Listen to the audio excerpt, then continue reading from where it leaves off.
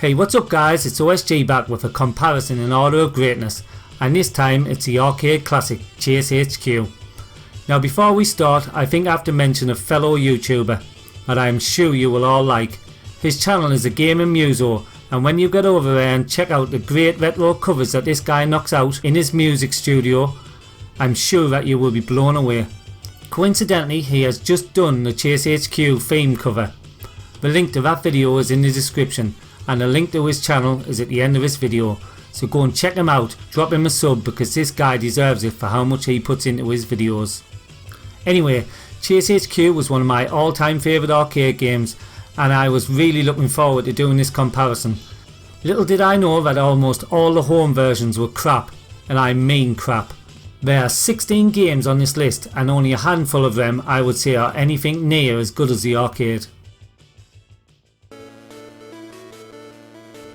In 16th place is a Game Boy, and this is maybe the worst Game Boy game I've ever played. The Porsche for some reason has been replaced with Garth's car from Wayne's World, and the gameplay is nothing short of abysmal.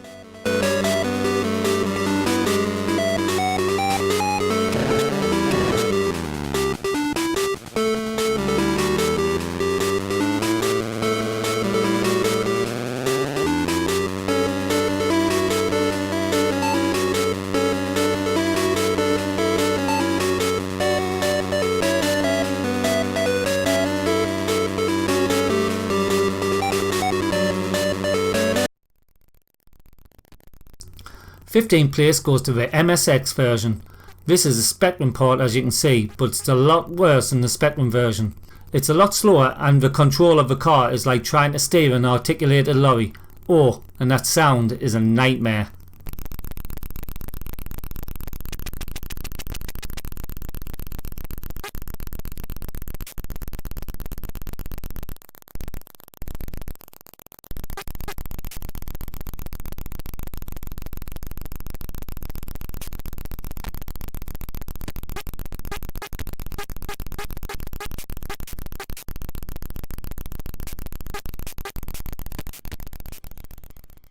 The Sharp X68K takes 14th place, and I was thinking this was like this because of bad emulation, but no, it's just a terrible game. For a system that usually surprises me for all the right reasons, they just got this totally wrong in every way possible.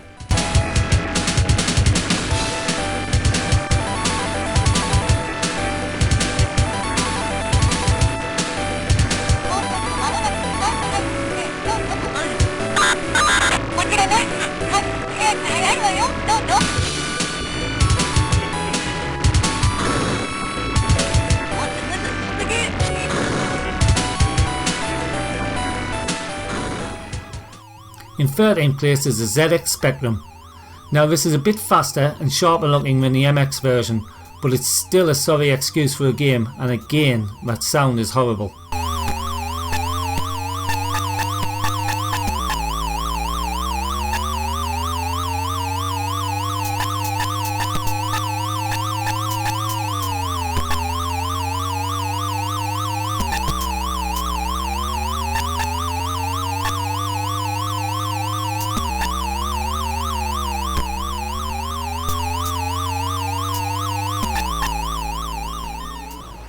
Twelfth place goes to the NES version. Now the NES at this time had already released Rad Racer, so there is no excuse for how bad this game is. The core control is non-responsive, and because of this you seem to be off the road most of the time.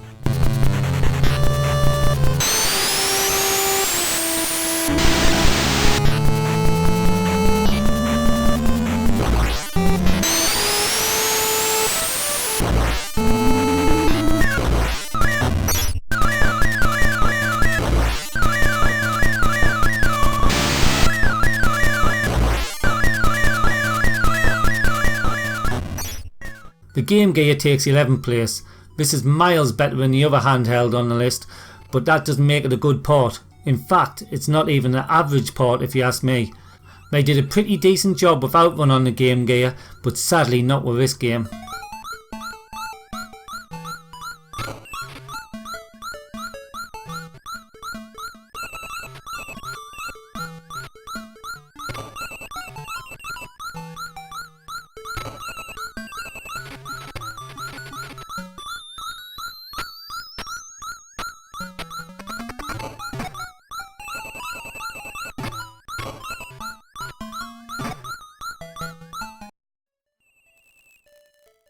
In 10th place is a Master System, and yes, you've guessed it, it's just the same as the Game Gear version but on a grander scale. Nothing new to say here, let's move on.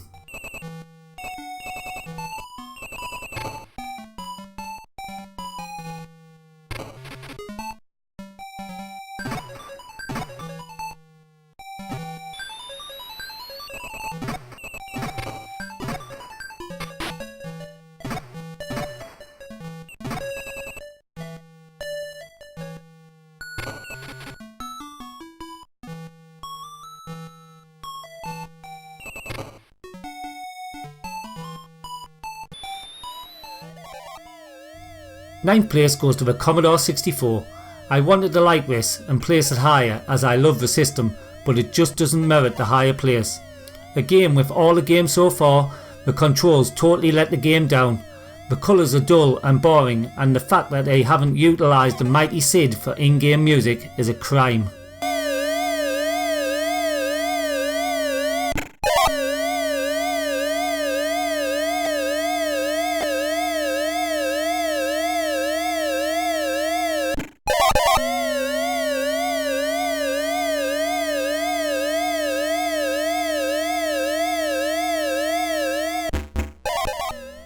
The Amstrad takes 8th position. Now for an Amstrad game this is really good. Yeah, the sound is crap, but the game itself is smooth and enjoyable to play. This is one of the few times the Amstrad beats the other 8-bits, and it's a well deserved placement for this game.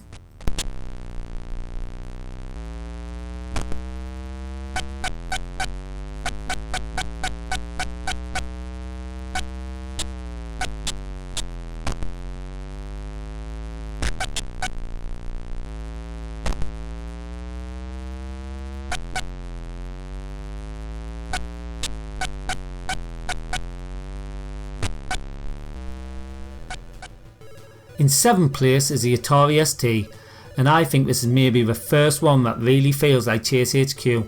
The handling is still a bit suspect, but at least it looks nice and has good in-game music. Although the fact that you can either have music or sound effects is a bit of a letdown.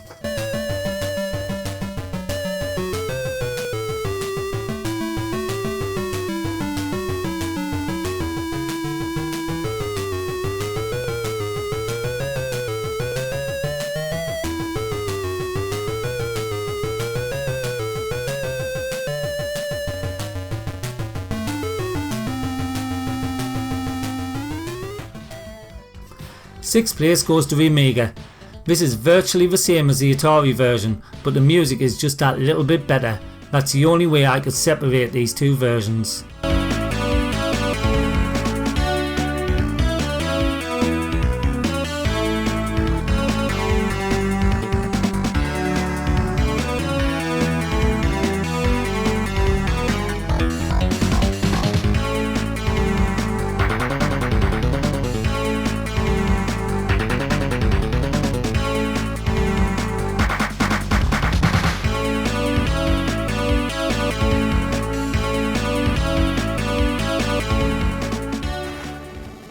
TurboGrafx takes 5th place. It's nice looking and has sound effects and in-game music, which is a bonus, but the game just feels just a bit too fast. The steering is far too responsive, resulting in a lot of crashes.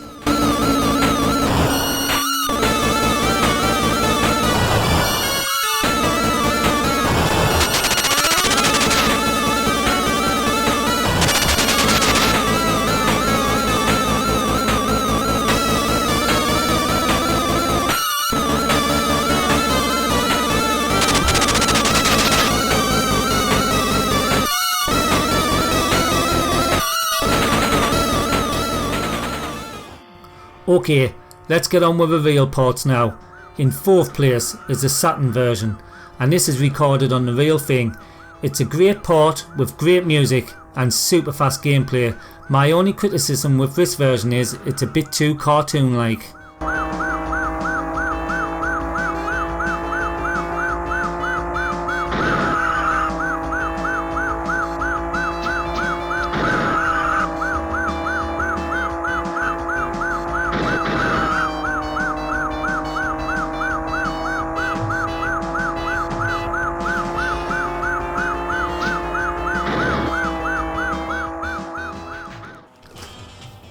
In third place is the FM Towns, and what a brilliant version this is.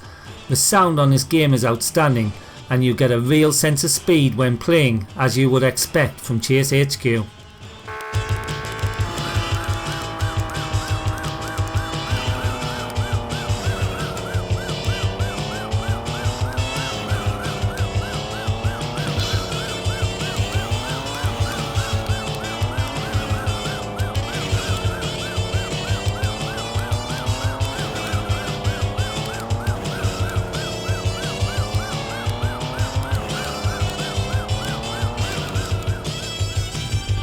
In second place is the PS2 version. This game was part of the Taito Memories 2 Volume 2 that was only released in Japan. It's a great version of the arcade, and in some ways it's even better. It's so crisp to look at and the gameplay is class. The only thing that's missing is the cabinet.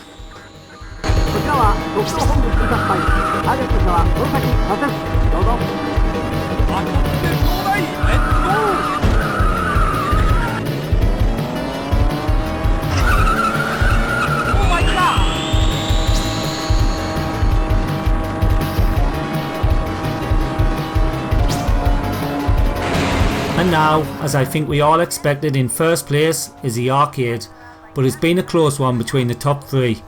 The arcade was a revelation when it came out, as I don't think we'd ever seen a cop chase game of its kind. The queues for ChaseHQ were always massive, but after the first level it became a proper coin eating machine, as the difficulty level really ramps up. Okay, that's it from me. Please let me know what your favourite versions are in the comments below, and be sure to get over to the Gaming Muso's channel and listen to this soundtrack and others with the Muso treatment. Until next time, this is OSG signing out.